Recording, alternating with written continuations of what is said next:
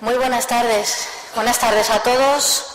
Señor embajador de Eslovenia, don Alhad Rosnar, directora de la representación de la Comisión Europea en España, Carmen Zamorano, representante del director, Tatiana Roj, doctora en literatura y biógrafa de Boris Pajor, escritor al cual dedicamos este encuentro, y doña Bárbara Brechelt, traductora del autor, y bienvenidas a esta casa. Gracias por participar. Muchas gracias también al embajador por organizar este acto en esta biblioteca. Además, hoy es un día especial porque celebramos hoy el Día de la Fiesta Nacional de Eslovenia, que conmemora el Día de su Independencia, el día 25 de junio del año 1991. Y lo celebramos con este encuentro, este especial encuentro dedicado a Boris Pajor, extraordinario escritor esloveno que en el año 1992 recibió el premio Preseren, la máxima condecoración en el campo de la creación artística y literaria en Eslovenia. Hoy nos vamos a acercar a sus obras a través de dos especialistas en ellas, obras que nos van a mostrar, nos muestran con toda su crudeza las experiencias vividas por él en los campos de concentración nazis al ser deportado por su colaboración con la resistencia antifascista eslovena durante la Segunda Guerra Mundial. Sus libros, toda su obra, ha sido traducida a numerosas lenguas y también al español. Tenemos que congratularnos y agradecer desde la Biblioteca Nacional de España este hecho, porque si no hubiera sido por la traducción y la labor que se hace desde la representación de la Comisión Europea en España y en UNIC para poder lograr la traducción y el descubrimiento de autores que no escriben en español en España, posiblemente, seguro, nunca lo hubiéramos conocido y hubiéramos perdido a un gran autor, al igual que otros muchos. Así que debemos agradecer la tarea que se hace. Muchas gracias, Carmen, por lo que hacéis. Gracias por organizar estas citas, miércoles de la literatura europea, que lo que hacen es acercarnos a estos autores poco conocidos y que han sido traducidos al español y acercarnos a ellos. Gracias también a las editoriales, pequeñas editoriales, que en muchas ocasiones apuestan de manera decidida por autores que no se sabe cuál va a ser su éxito editorial, pero que desde luego a todos los que los leemos nos abren, nos descubren un nuevo mundo que si no, no hubiera sido posible conocer. Reitero el agradecimiento, también el agradecimiento a la Embajada. Posiblemente no sea el último acto que organicemos. Nos gusta mucho trabajar con embajadas de distintos países y contribuir desde la Biblioteca Nacional de España a difundir la cultura y la literatura de países que no son el nuestro, pero con los que tenemos una muy especial relación. Muchísimas gracias también a todos ustedes por acompañarnos en esta tarde y ya cedo la palabra a Carmen en representación de la Comisión. Buenas tardes, muchas gracias, señor embajador, señora directora de la Biblioteca Nacional, nuestras ponentes, queridos amigos, algunos de los cuales ya repiten. Hoy es un placer para mí clausurar, esta es la última edición de los miércoles de la literatura, esta iniciativa común de la Comisión Europea, la representación de la Comisión Europea en España y UNIC España, en este caso con la Embajada de Eslovenia en España, que ha querido efectivamente hacer llegar al público español autores europeos no tan conocidos de lenguas que no son de las más difundidas. Y también hemos querido poner el acento, yo soy traductora de la Comisión Europea, en los traductores, porque como ha dicho la directora, sin los traductores no podríamos conocer tantos autores universales. Como dice Umberto Eco, la lengua, si hay una lengua común en Europa es la de la traducción. Solo quiero decir que en este caso es un verdadero honor estar reunidos hoy aquí para celebrar este europeo insigne, porque yo creo que sin estos autores literarios, por supuesto, la Unión Europea no sería posible. No sería posible porque sin la diversidad, sin la diversidad de lenguas, no podría funcionar la Unión Europea. La diversidad de lenguas está en la base del ordenamiento jurídico europeo. Como ustedes saben, hay una parte de las normas europeas que tienen un efecto directo y que tienen la misma categoría que las leyes, con lo cual los jueces nacionales tienen que conocerlas en su idioma nacional, las administraciones y el público, y los ciudadanos tienen que aplicarlas en su propia lengua. No sería posible sin la diversidad lingüística y su corolario, la traducción, la libre circulación, las 4 libertades en que se basa la Unión Europea, es decir, la libertad de personas, de bienes, de mercancías y de capitales. Sin la labor del conocimiento mutuo de diversas lenguas sería imposible. Pero tampoco sería imposible, esto es lo más importante, lo que subyace debajo de este ordenamiento jurídico común y de estas libertades básicas que hacen la Unión Europea. Sin la identidad y el sentimiento común de pertenencia a unos valores comunes y a una cultura compartida que está hecha precisamente por autores como el que hoy vamos a celebrar, Boris Pahor, que es uno quizá de los vivos, el europeo, uno de los realmente autores literarios vivos en Europa más importantes. Por lo cual, para nosotros, desde un punto de vista europeo, es un placer poder acercarnos hoy a través de su biógrafa y a través de la traductora al español a su persona y a su obra. Muchas gracias, señor embajador, muchas gracias, señora directora, y muchas gracias a todos por haber venido. Cedo la palabra al embajador de Eslovenia.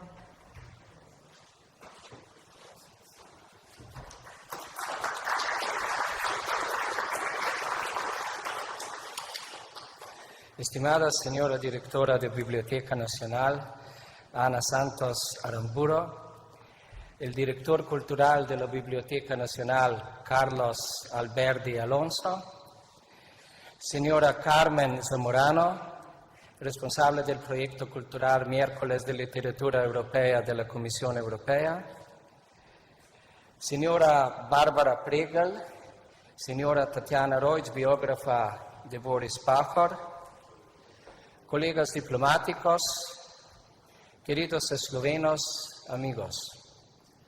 Con ocasión del Día Nacional de Eslovenia, que celebramos hoy día, tengo el honor a dedicar esta celebración a uno de los escritores eslovenos más penetrantes del siglo XX, al señor Boris Pahor, pensador y intelectual de gran envergadura internacional.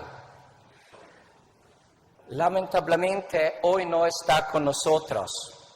Tiene 100 años y a pesar de que siga viajando a su edad, hoy no le ha resultado posible asistir a este homenaje.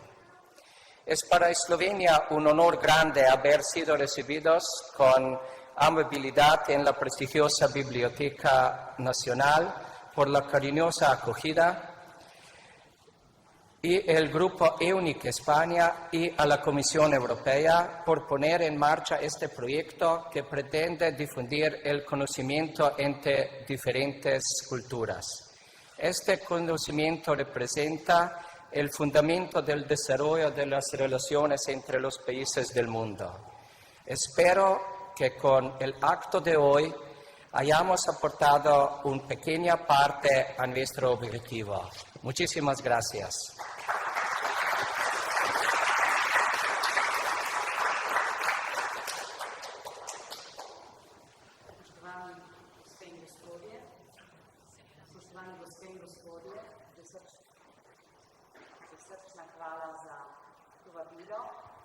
Lep pozdrav v mojem osebnem imenu in seveda predvsem v imenu Borisa Pahorja. Saludarles en nombre del escritor Boris Pahor. Es un gran honor para él para dedicarle esta noche en Madrid.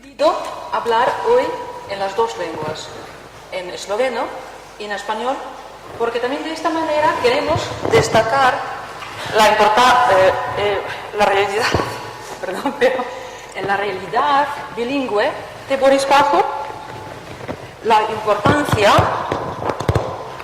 es que yo no soy muy amiga de los micros, la importancia de las lenguas en su vida y al menos dos discursos diferentes de la recepción que entre los eslovenos ha tenido su obra. Pero a esto volveremos más tarde. Primero, Tatiana Roig, su biógrafa, nos presentará en líneas principales la vida del autor. Muchas gracias. Voy a hablar en esloveno.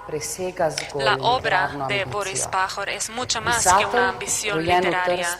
El escritor nació en Trieste en 1913 y sobrevivió a la persecución fascista, los campos de concentración nazis y después de la Segunda Guerra Mundial defendió la necesidad de una sociedad eslovena democrática.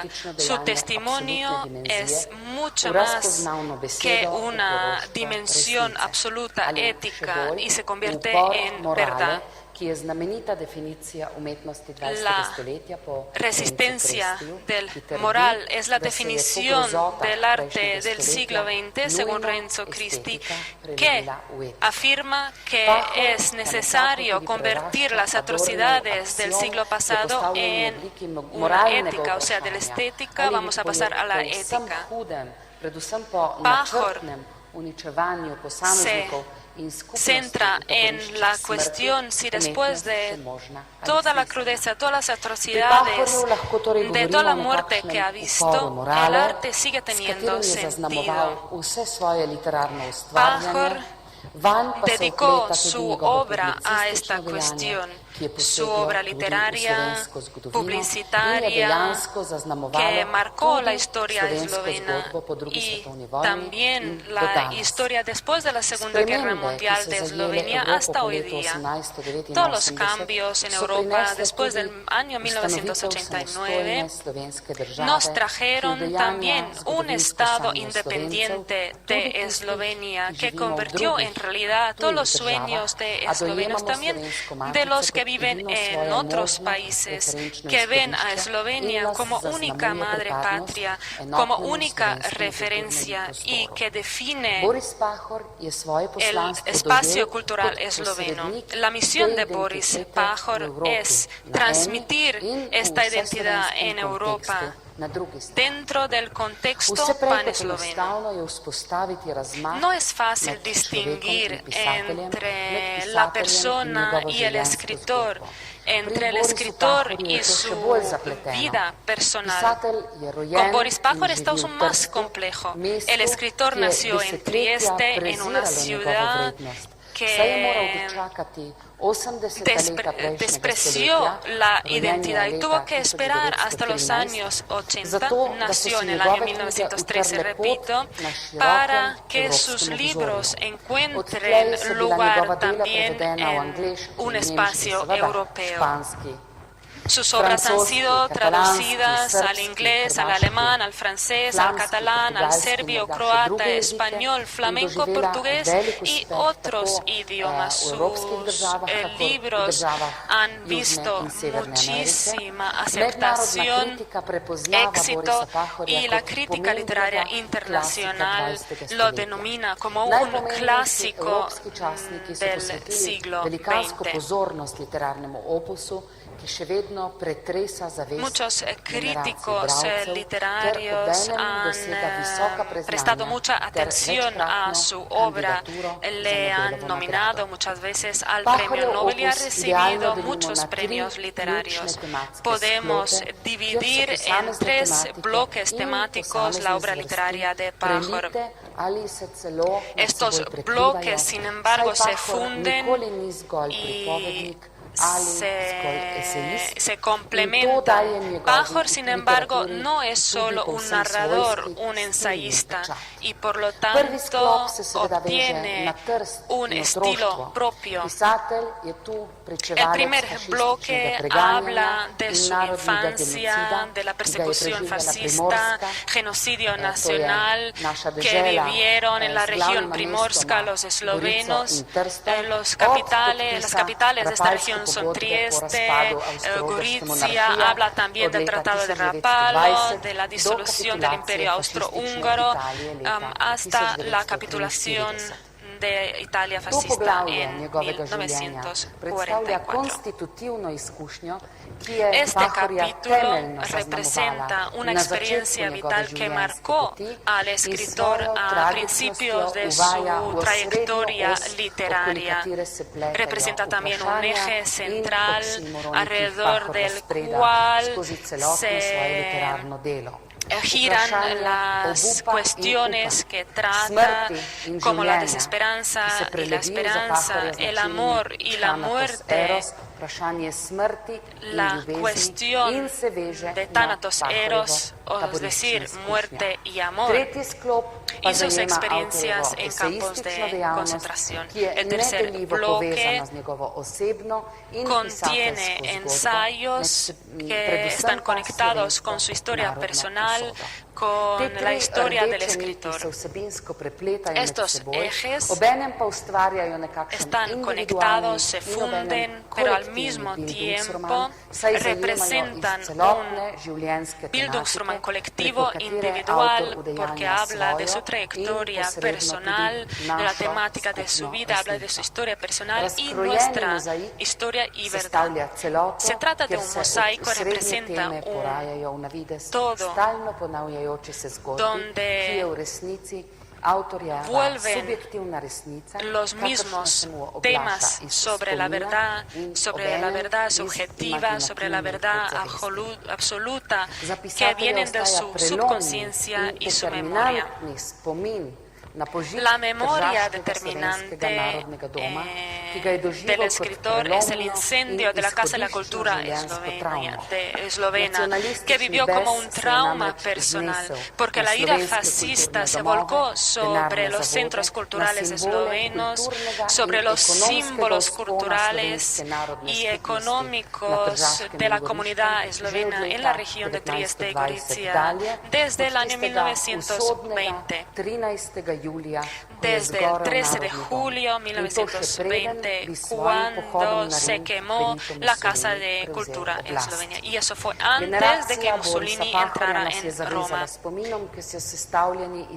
Su obra literaria está conectada con la memoria de una prohibición de usar su lengua materna, de una aniquilación de la identidad nacional que las fuerzas fascistas quisieron aniquilar y borrar totalmente.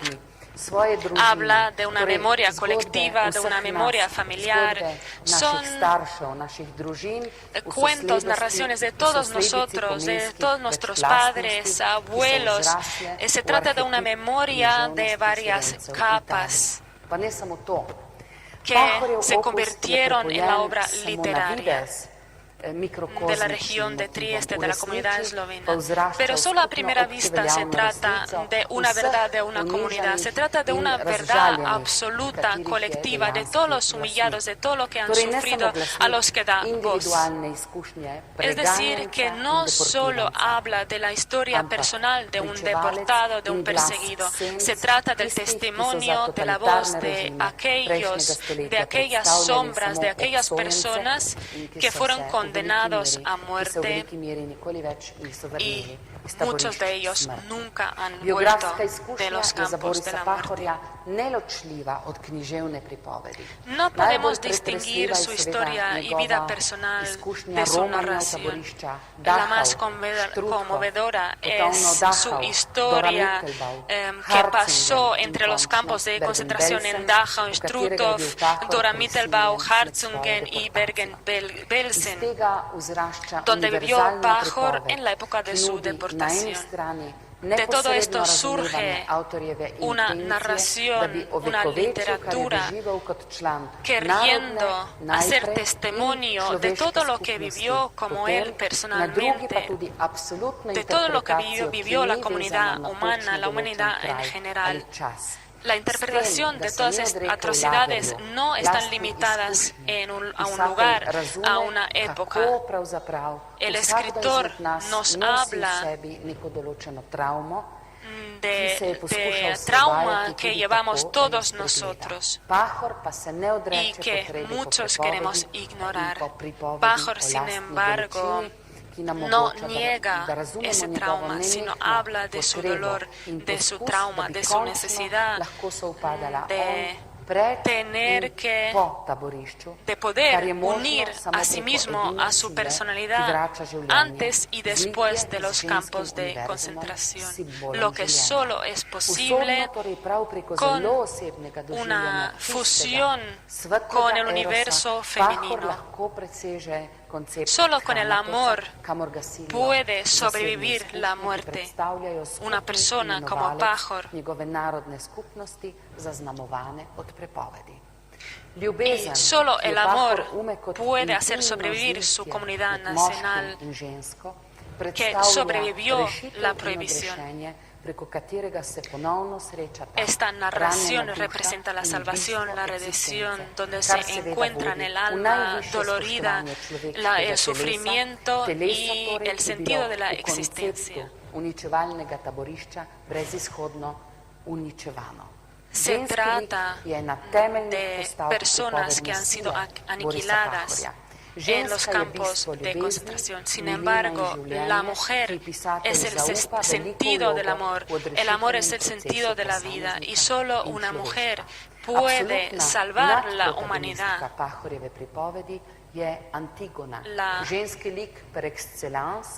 El arquetipo de la heroína es la mujer, Arlet. Y Pahor aquí toma la mentalidad de Sófocles, es decir, que no estoy aquí para odiar, estoy aquí para amar. Habla de su experiencia en los campos de concentración, pero habla también de otros aspectos fascistas que no han sido revelados. Habla de los acontecimientos en la región Julia, de las relaciones con los eslovenos, los croatas. Después del Tratado de Rapallo, sufrieron estas nacionalidades de nacionalización. Después de la Primera Guerra Mundial, Trieste y Gorizia fueron separadas de su trasera natural. Trieste, después de décadas de silencio, al final afirma y reconoce que Pahor es primordial para reconocer y representar los elementos de la cultura triestina, que está compuesta no solo por Italo Svevo, Umberto Sabal, Gilo Dorfles, Claudio Magri, sino también Srečko Kosov, Vladimir Bartor, Alciro Bula, Miroslav Košuta y también Boris Pahor. No podemos hablar tanto de la separación entre dos culturas. Tenemos que hablar de una cultura al lado de una frontera para poder hablar de la cultura triestina en todas sus dimensiones. Trieste, con estas dimensiones, es el elemento fundamental de su obra. El centro de la ciudad es su lugar de nacimiento. Es su hábitat natural y el lugar de nacimiento de todos sus héroes masculinos que son su alter ego. Trieste es un punto de partida desde los comienzos de su obra literaria. Empezó a publicar en las revistas literarias como Brynjevke, Malaida, donde fue también coeditor. Publicó también en la revista de Celje Mladiki bajo el seudónimo Joško Ambrožič y en la revista de Kocbek Dejanje. Publicó sus primeras novelas cortas bajo el título de Mi dirección triestina en 1948. Toda su obra transcurre en Trieste, pero solo a primera vista está limitada en esta ciudad. pero su historia personal se entrelaza con los eventos históricos y otras experiencias. No podemos limitar su obra solo en esa región. Sin embargo, su terminología y vocabulario está muy marcado por esta región y el dialecto que se habla. No podemos limitar su obra solo en las experiencias de la Segunda Guerra Mundial. Habla de la tragedia de los eslovenos que viven en Trieste, en Gorizia y en la región cársica, en Tolmin, Postojna, que fue dividida. Para Pahor se trata de un genocidio nacional, pero al mismo tiempo no nos da la sensación de ser indefenso. Describe el poder del individuo en la resistencia, del poder de supervivencia que experimentó cuando volvió a casa de los campos de concentración. Su existencia se dedica a probar y testimoniar los eventos históricos que se convirtió en su obra literaria. Matthew Arnold en Oxford dijo que no podemos interpretar ningún evento, ninguna obra literaria si no lo ponemos en contexto de otras obras, otros eventos. Y esto es lo que quiero aquí presentar, no solo cuando hablo de Boris Pahor, sino de toda la literatura europea que tiene un punto de partida en común después de Homero y hasta hoy, donde se trata de un arquetipo, de una búsqueda de la verdad, del sentido de la existencia.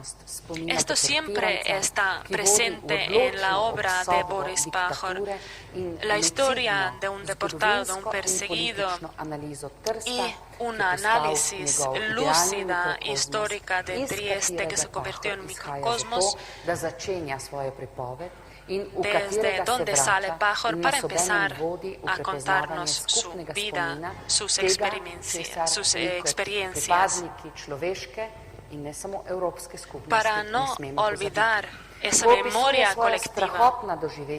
Describe las atrocidades, lo que vivió, disecciona la verdad como una cámara cinematográfica. A Trieste lo describe con gracia, con gracia inaccesible. Pero se trata de una persona que es muy sensible, que nos abrió una puerta a su diálogo interior.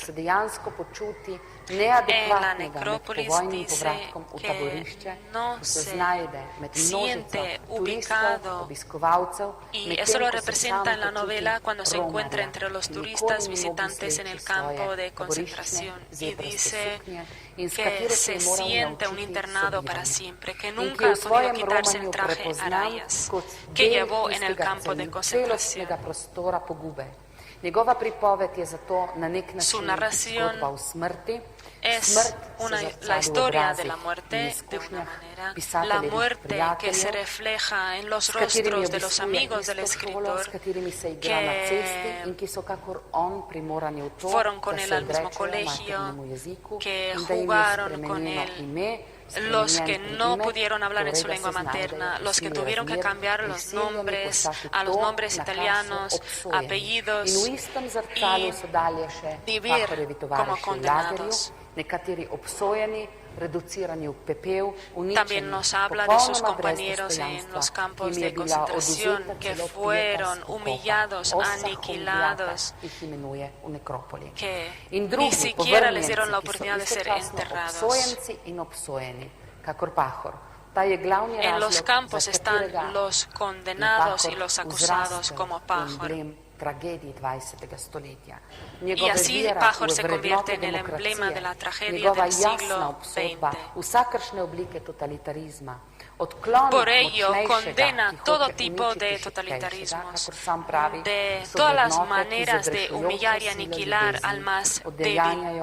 Y habla de la fuerza de salvación que es el amor. Eso es el mensaje central de la obra literaria de Pahor. Y quiere transmitirlo desde las sombras de los que no han vuelto a nosotros. Por su mensaje, por su valor estético y ético, y por contar lo que no se puede contar, como han dicho los críticos franceses cuando habla de las atrocidades del Novecento.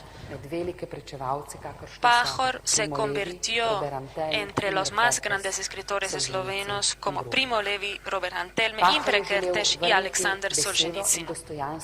Pahor quiere dar la palabra y la voz, la dignidad a todos los que fueron aniquilados por regímenes totalitarios, que se convirtieron en números, en cenizas, en sombras, y por eso es que nos quiere transmitir este mensaje, sobre todo a las generaciones más jóvenes de Europa. Por ello le otorgaron todos los premios literarios y académicos. A lo mejor ahora está más claro por qué tenemos que ver a Boris Pahor como un escritor de dimensión europea y sin embargo pertenece a una minoría eslovena, a una comunidad pequeña, lo que no significa que sea pequeño.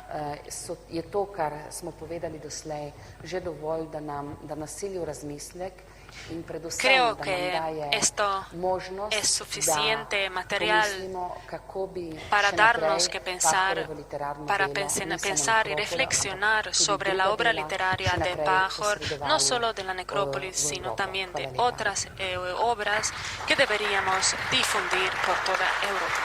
Muchas gracias.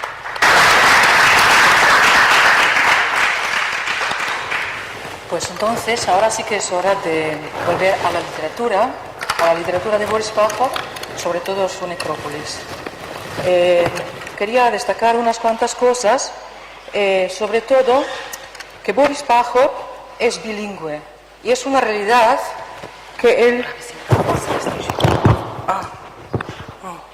Es una realidad, o sea, de su ciudad natal. Pero esto también significa que en esloveno él es autodidacta. Otra cosa que quería destacar es que sobrevivió el campo de concentración gracias a su conocimiento de las lenguas. O sea, él tenía la señal de ser italiano, pero por ser esloveno también podía hablar lenguas eslavas y podía entenderse con los eslavohablantes, ¿no? Hablaba el francés y también hablaba alemán, de manera que sobrevivió gracias a su conocimiento de las lenguas, porque ahí era intérprete. Y otra cosa es que siempre se interesaba por las lenguas minoritarias, sobre todo después de la publicación de una entrevista decisiva con Edvard Kozbek, que para él significó que no podía entrar durante mucho tiempo a la antigua Yugoslavia. Y entonces él estaba un poco marginalizado y se vio hacia Europa y estaba muy interesado en la situación de las lenguas minoritarias, o sea, por toda la Europa.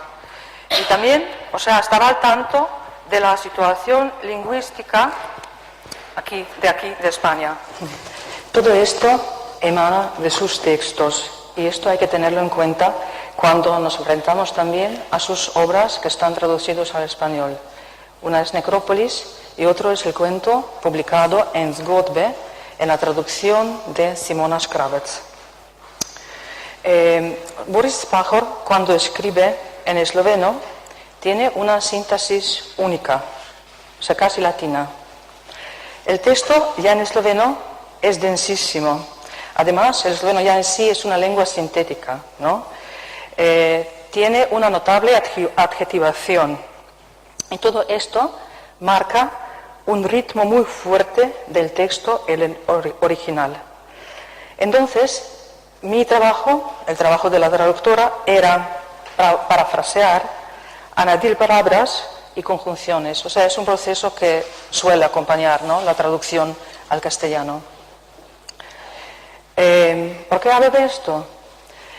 Sobre todo, o sea, solemos decir, ¿no?, que el traductor hace bien su trabajo cuando en el texto traducido no se le ve, no se le nota. Pues porque estoy convencida con Lorenz Venuti de que la invisibilidad del traductor es una ilusión. El traductor, ante todo, es un lector. O sea, todos los textos literarios, como nos enseña la estética de la recepción, están pensados para ser leídos, por supuesto, y los autores al escribirlo pues se imaginan una perspectiva que va a adoptar el lector. Pero esta perspectiva, a lo largo del texto, todos los lectores pues la cambiamos, ¿no?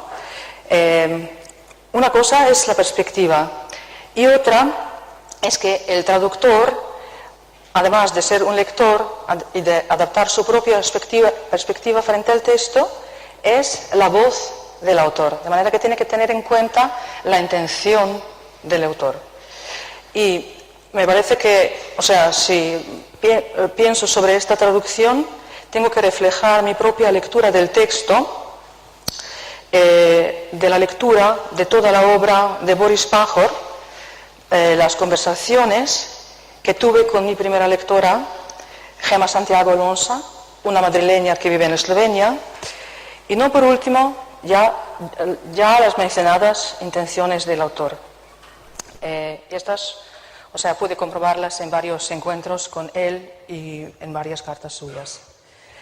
De manera que ahora vamos a volver un poco a lo que yo entendía, lo que yo leía cuando por primera vez me enfrenté con el texto de Necrópolis, y esto vamos a acompañarlo con la lectura de algunos pasajes de la novela. O sea, para mí, sobre todo, la Necrópolis es un texto polifacético y, no me canso de decirlo, uno de los mejores textos escritos en esloveno. Cuando yo se lo comenté a Boris Pahor, me acuerdo que estaba un poco reservado y, bueno, la verdad, al principio pensé que era por modestia, pero ahora pienso que simplemente es porque su intención era distinta.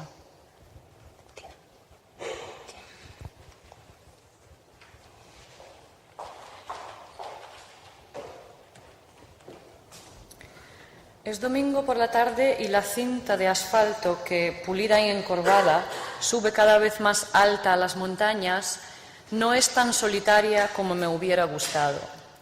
Algunos coches me adelantan, otros vuelven a Schirmeck, en el valle, de manera que el tráfico de turistas me rompe la concentración, banalizando lo que había esperado encontrar. Sé que también yo con mi vehículo formo parte de esta procesión motorizada, pero aún así pienso que al estar solo, por mi antigua vinculación con el lugar, la presencia actual no cambiaría la imagen onírica que ha permanecido intacta en la sombra de mi conciencia ya desde el final de la guerra. Dentro de mí noto despertar una comprensible rebelión vaga, una rebelión contra el hecho de que este lugar montañoso que forma parte de nuestro mundo interior ahora esté abierto y desnudo.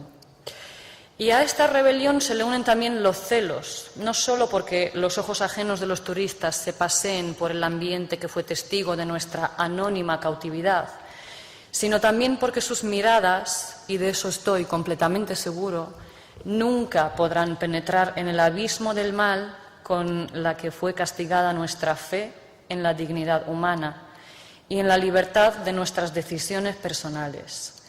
Pero a la vez, desde no se sabe dónde, inevitable, casi inoportuna, se introduce la satisfacción de que el monte de Vosges ya no es un lugar escondido de aniquilación retirada que se consume dentro de sí mismo, sino que a él se dirigen los pasos de una numerosa multitud predispuesta emocionalmente a intuir lo singular del inconcebible destino de sus hijos perdidos, aun cuando no es lo suficientemente madura para podérselo imaginar.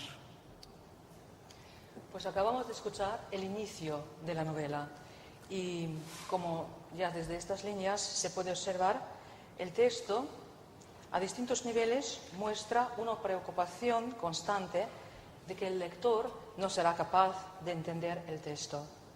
El narrador, en primera persona, que también es el protagonista, visita en Struthof un antiguo campo de concentración que ahora está convertido en un museo.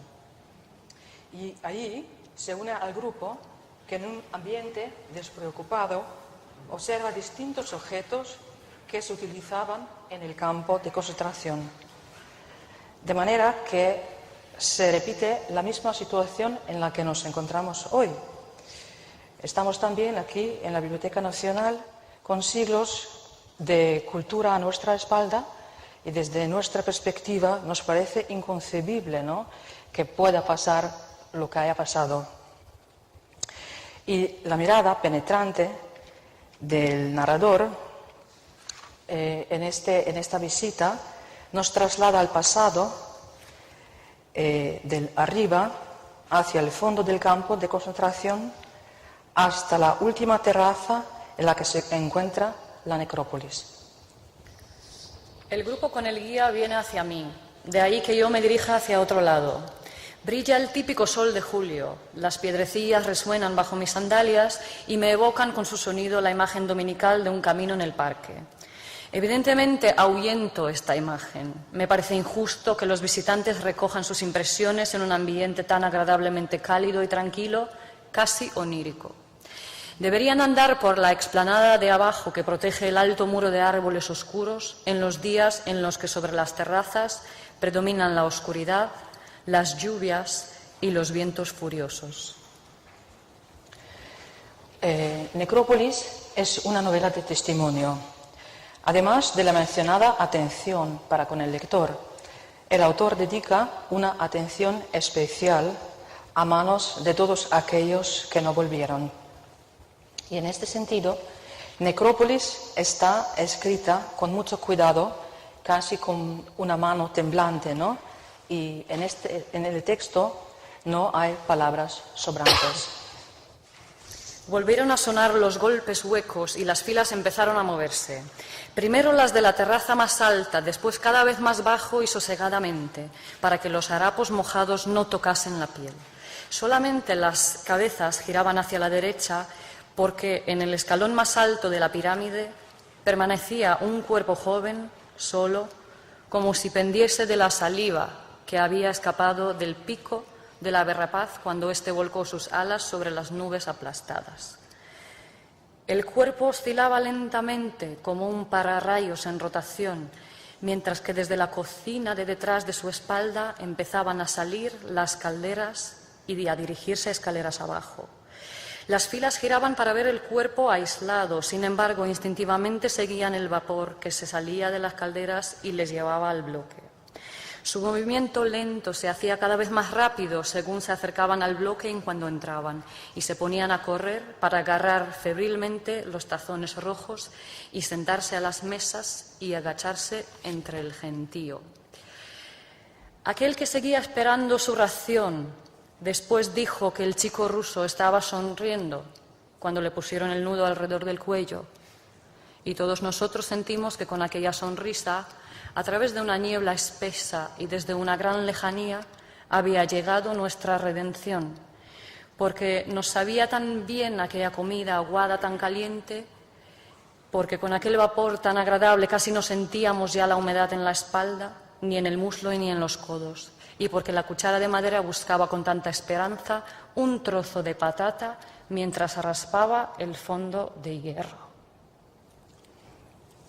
Pues en el texto el cuerpo es muy presente.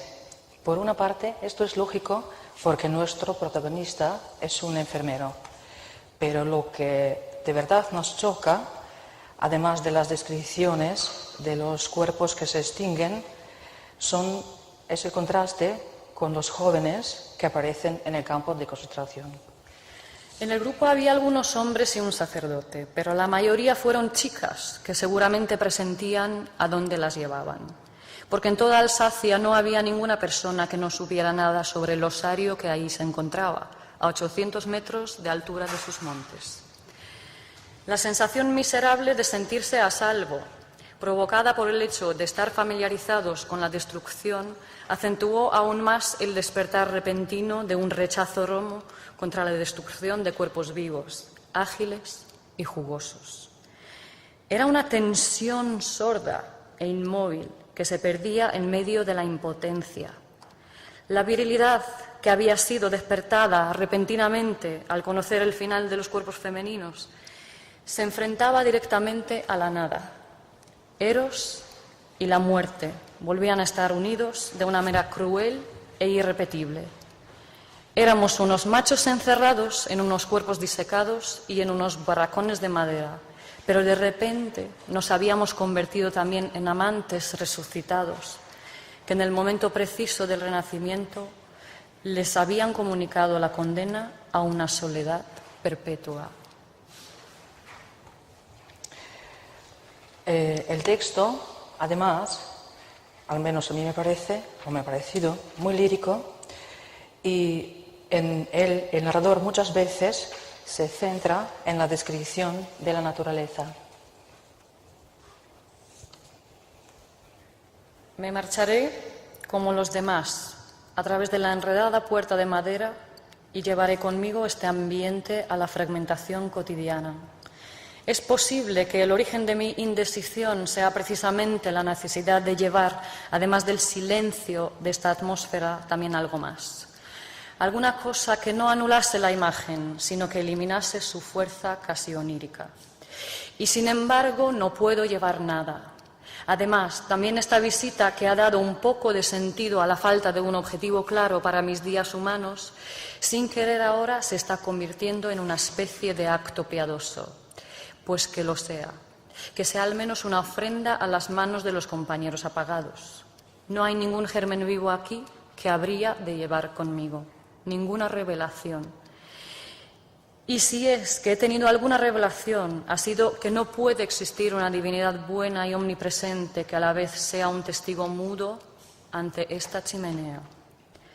Y de las cámaras de gas, no. Si existe alguna divinidad, entonces está unida a las cosas, a la tierra, al mar y al hombre, y no conoce ni puede distinguir entre el bien y el mal. No obstante, esto de nuevo significa que solo el hombre puede ordenar el mundo en el que vive, cambiarlo de tal manera que dentro de él puedan realizarse más cosas buenas que malvadas. Y vamos poco a poco terminando. Me hubiera gustado terminar con una imagen que a mí me sorprendió mucho, y es que Boris Pajor, a lo largo de todo el texto, mantiene un tono humanista.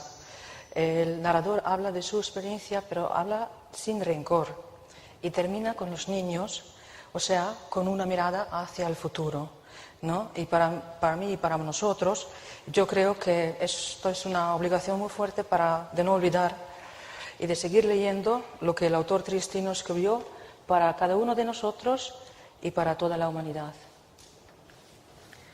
También ahora tengo niños delante. A través de los vidrios de mi coche llenos de rocío parecen como bordados por el arco iris y multiplicados. Se mueven delante de las tiendas de campaña, y los que no van a salir de viaje pronto empezarán a jugar con la pelota, a agitar las raquetas, para hacer volar muy alto la emplumada bala de madera. En este instante no sé qué me resulta más agradable de los viajes nómadas de verano, si viva el alegre ritmo del camping por la mañana o cuando cae la penumbra y los chicos y las chicas se mueven en un ritmo del amor apenas perceptible. Sí, es verdad, pero todavía continúo tumbado y no me muevo porque no sé cómo reunir a los representantes de los oscuros barracones delante de los seres jóvenes, que son los retoños de una estirpe humana inmortal. No sé cómo colocar la ceniza y los huesos humillados delante de ellos. No tengo suficiente fuerza. Ni siquiera puedo imaginarme cómo mis fantasmas podrán encontrar las palabras adecuadas para confesarse delante del coro infantil que ahora baila en medio de las tiendas de campaña, o delante de aquella niña pequeña que ayer giraba alrededor del alambre de la chimenea como si fuera movida por un tío vivo invisible.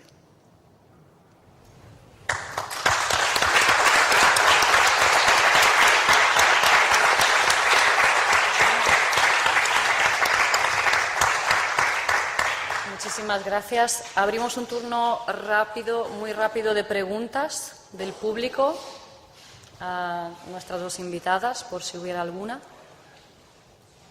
Sí, adelante, por favor. ¿Qué es lo que más le ha costado a la hora de hablar con el señor Boris sobre el tema? Siendo que es una experiencia de su vida, ¿qué es lo que más le ha costado preguntarle o conocer de él? Vprašanje zate ali zame? Ne vem.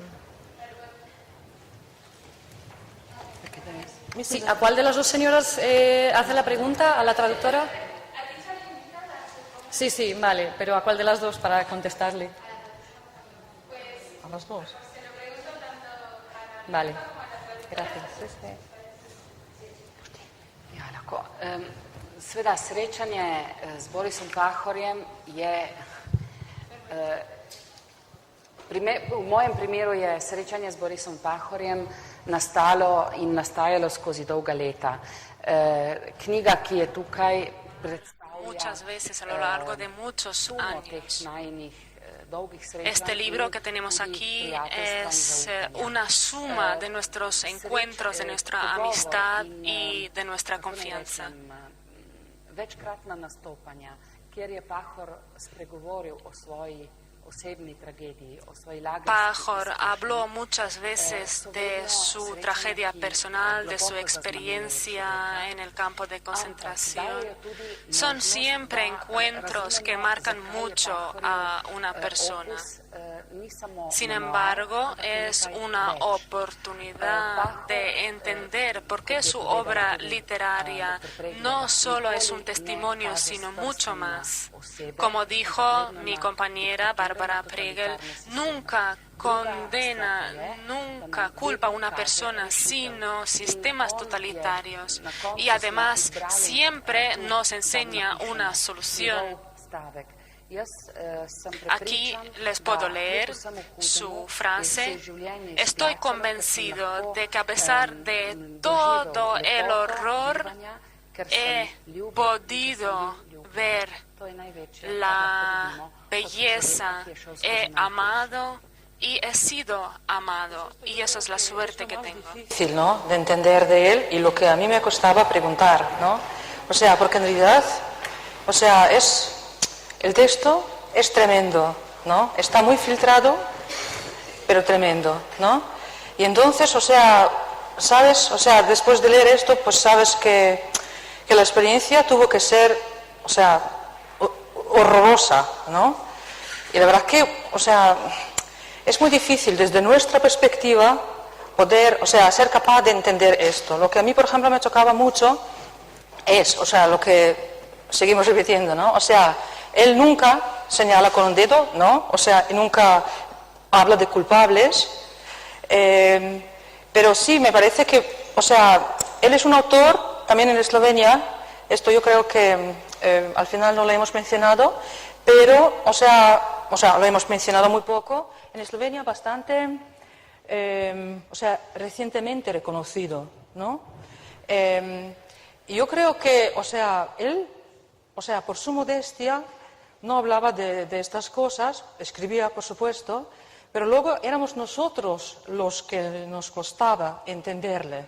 Y este vacío que a veces solía rodearle era para mí, o sea, tremendo, ¿no? Me gustaría preguntarle una última cosa. Nosotros 4 somos estudiantes de traducción e interpretación de la Universidad Complutense de Madrid Y a mí me gustaría saber, desde el punto de vista de un traductor, ¿cuál fue su mayor dificultad a la hora de traducir un texto que reflejaba una experiencia tan profunda y tan cargada de sentimientos como la de Pahor? Pues ya, es que bueno, primero esloveno y el español son lenguas muy distintas, ¿no? O sea, como ya he dicho, o sea, siempre cuando se traduce al castellano, pues, bueno, nosotros los eslovenos somos un poco más escuetos, ¿no? Y esto refleja, o sea, se refleja también en nuestra lengua. Entonces, o sea, al moverlo al castellano, al trasladarlo al castellano, pues esto tiene que modificarse esto, ¿no?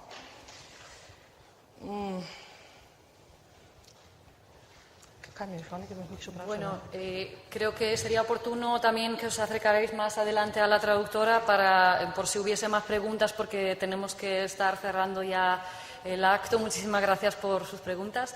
Brevemente, solamente quería anunciar los que se han ganado hoy 13 libros en español, Necrópolis, y 3 libros en esloveno. Voy a leer los nombres de las personas. Al salir, por favor, podéis recoger los libros en la antesala. Es decir, libros españoles, Necrópolis de Pahor, le han tocado a Ana Moreno Garrido, María Carmen García Hernández, Inés Belaustegui, Trías, Pamela Navarro Cortés, Masha Križan, Benje Zusa, perdón por la pronunciación mala, Alias Kolšek, Leena María Sitonen, Carmen Cano Buitrago, Carlos Besteiro Aparicio, Marisol López Onega, Pilar García Acuña, Fátima Léndez Acevedo. 3 libros eslovenos sobre la esposa de Boris Pahor le han tocado a Tjaša Bedene, Emilo Kretic y Masha Flisar. Enhorabuena. Queda concluido el acto con este turno de preguntas y con el sorteo. Muchísimas gracias por asistir. Ahora invitamos a una copa de vino esloveno y español. Muchísimas gracias.